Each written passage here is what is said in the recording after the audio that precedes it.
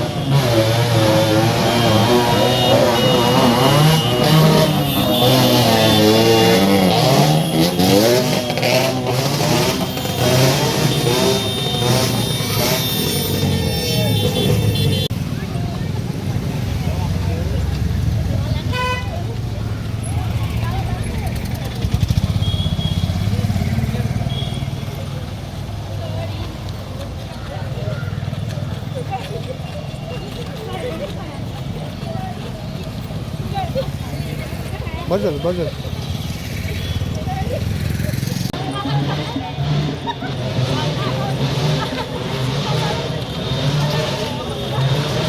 गाड्या एस चल्या madam, S चल्या.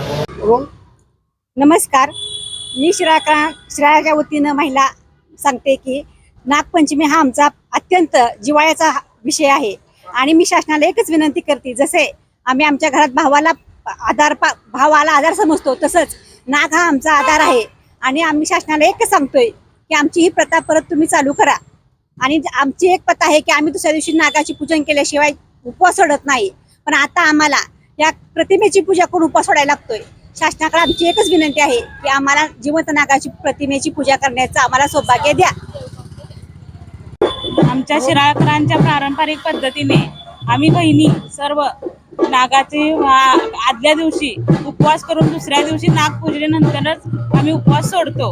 हा आमचा भाऊच आहे.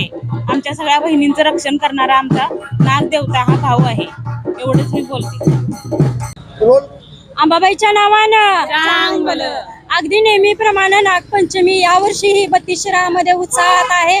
अगदी कायद्याच्या कसोटीमध्ये राहून जे शासनानं प्रशासनानं जे नियम दिलेले आहेत त्या नियमाच्या कसोटीत राहून आम्ही नागपंचमी साजरी करत आहोत. आज बघताय महिलांनी नागपंचमीच्या प्रतिमेचे पूजन केलेलं आहे, तर कायद्याचा आम्ही नियम पाळत आहे.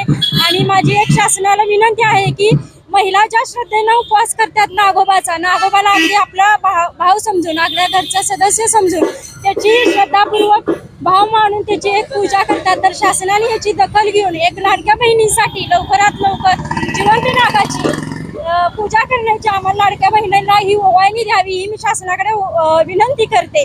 अंबाबाईच्या नावानं. नमस्कार. मी 32 शिराळची सुहासिन असून मला 23 वर्षांनंतर नागोबाचे दर्शन झाले. नागोबाबद्दलची माहिती खूप सारी माहिती मिळाली.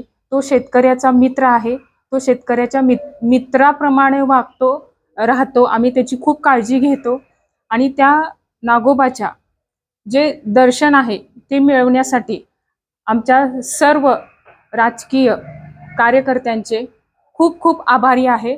आणि शतशः आम्ही त्यांचे आभारी आहोत. धन्यवाद.